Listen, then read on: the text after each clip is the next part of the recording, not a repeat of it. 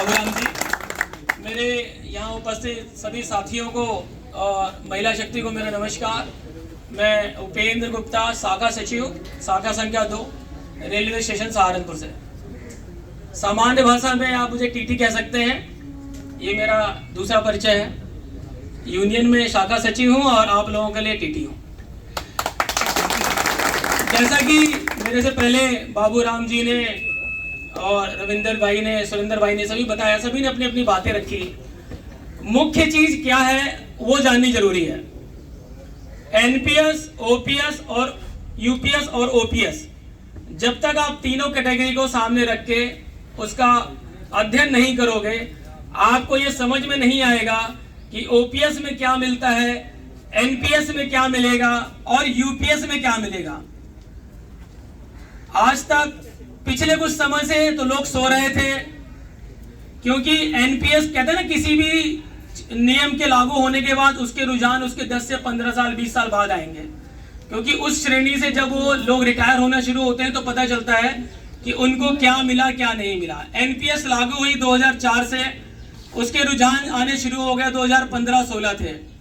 2004 से भी यूनियनें चिल्ला रही थी, कह रही थी बातें कि लोगों को समझा रही थी कि एनपीएस बुरी है, इसमें आपका फायदा नहीं है।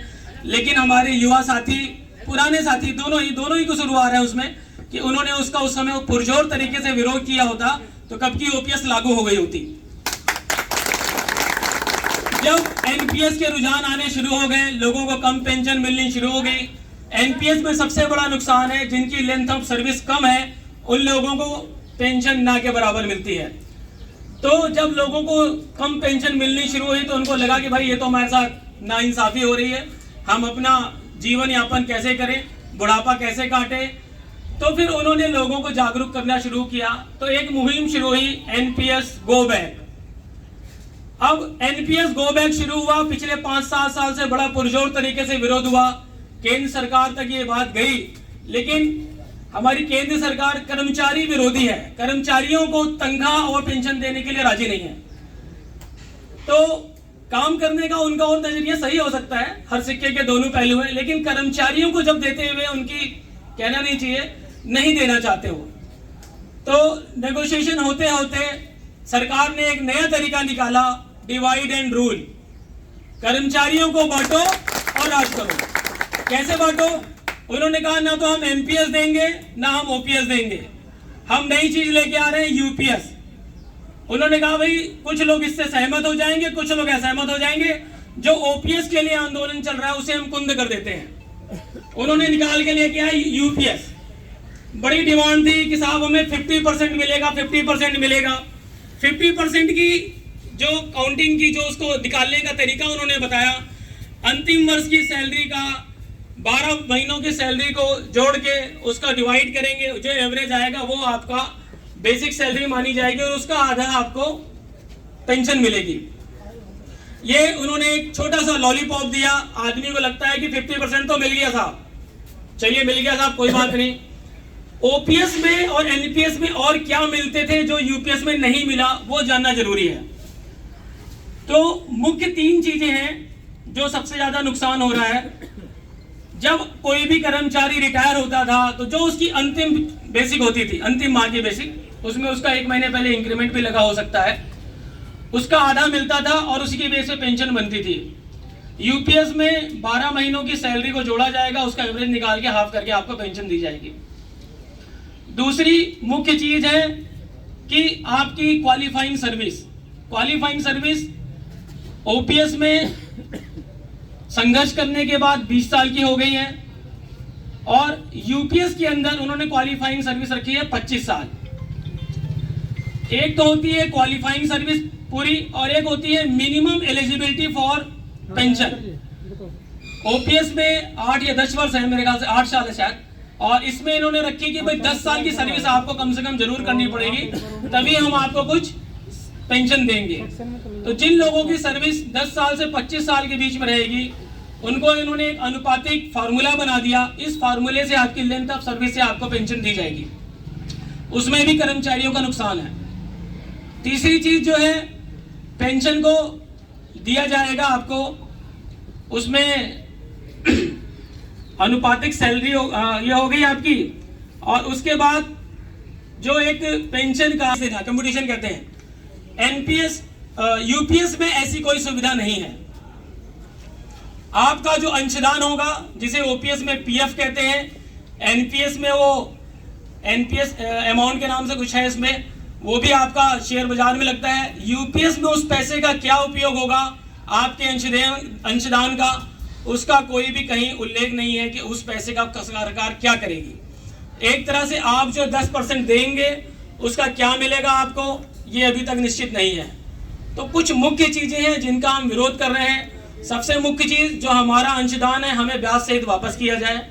दूसरा, लास्ट सैलरी की गारंटेड 50% हमें पेंशन दी जाए। तीसरा, जो क्वालिफाइंग सर्विस है जो 25 साल है वो घटा के 20 साल की जाए, तथा वो 20 साल की साथ साथ एक कंडीशन और भी है यूपीएस में, आप पेंशन के लिए तभी हकदार होंगे जब आपकी उम्र 60 वर्ष हो जाएगी। सपोज अगर आपने वीआरएस ले लिया या किसी कारण से आपको कंपल्सरी रिटायरमेंट दे दी गई या कुछ भी स्थितियां बनती हैं, आपकी उम्र 60 साल नहीं है तो आपको पेंशन नहीं मिलेगी जब तक कि आपकी उम्र 60 वर्ष नहीं हो जाती। एक तरह से इन्वेस्टमेंट का फंडा है। जो भी कोई साथी हमारे, मैं हर मंच पे हर जगह बोलता हूँ, जो भी किसी ने भी अगर इंश्योरेंस पॉलिसी ली हो, आप जो अपना पैसा जो आपका 10% करता है उतना ही पैसा उस इंश्योरेंस पॉलिसी में मंथली लेवल पर डाल दीजिए। आपको जो पेंशन मिलेगी इंश्योरेंस पॉलिसी में उससे ज्यादा पेंशन मिल जाएगी। सरकार अपनी तरफ से कुछ नहीं देना चाहती है, आपके ही पैसे को लौटा के आपको देगी। कहने के लिए कह दिया 50% देंगे, साथ में कई कंडीशंस रख दी और कुछ अच्छी चीजों को विड्रॉ कर लिया।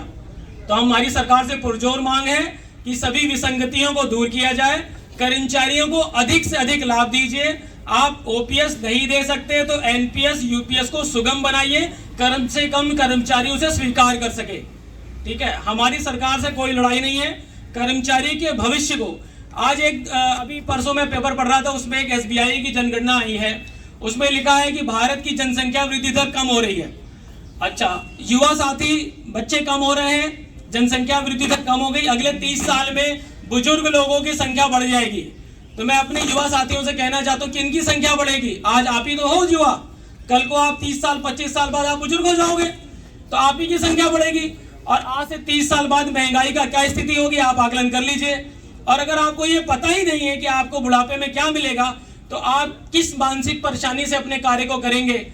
अगर आपको ये नहीं पता कि भाई हमें एक सिस्टमेटिक ये पेंशन मिलेगी, ये अमाउंट हमें मिलेगी, तो आदमी उसी हिसाब से मानसिक रूप से अपनी इन्वेस्टमेंट करता है, अपनी प्लानिंग करता है, अपने बच्चों को पढ़ाता है। और अब क्योंकि निश्चिंत रहता है कि बुढ़ापे में जब मैं रिटायर होऊंगा कोई मुझे नहीं भी पूछेगा तो मुझे इतनी पेंशन तो मिल ही जाएगी।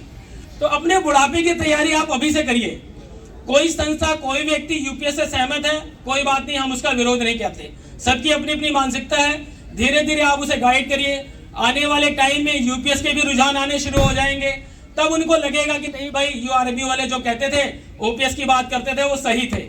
तो अपना आपस में मन मुटाव बिल्कुल ना रखिए। जो यूपीएस से सहमत है उनका भी वेलकम करिए, जो एनपीएस से सहमत है उनका भी वेलकम। हमारी लड़ाई ओपीएस की है, हमारा साथ दीजिए। आप नहीं आना चाहते, आपका धन्यवाद, लेकिन हमारी मुख्य लड़ाई ओपीएस की है। आप अगर सहमत हो तो हमारे साथ आइए और यूआरएमयू को मजबूत बनाइए। एनएफआईआर यूआरएमयू आपसे ओपीएस के लिए आपका थोड़ा समय मांग रही है, आप इसका समय दीजिए। आपकी संख्या, आपकी उपस्थिति ही सरकार की कानों में जू रेंगाएगी।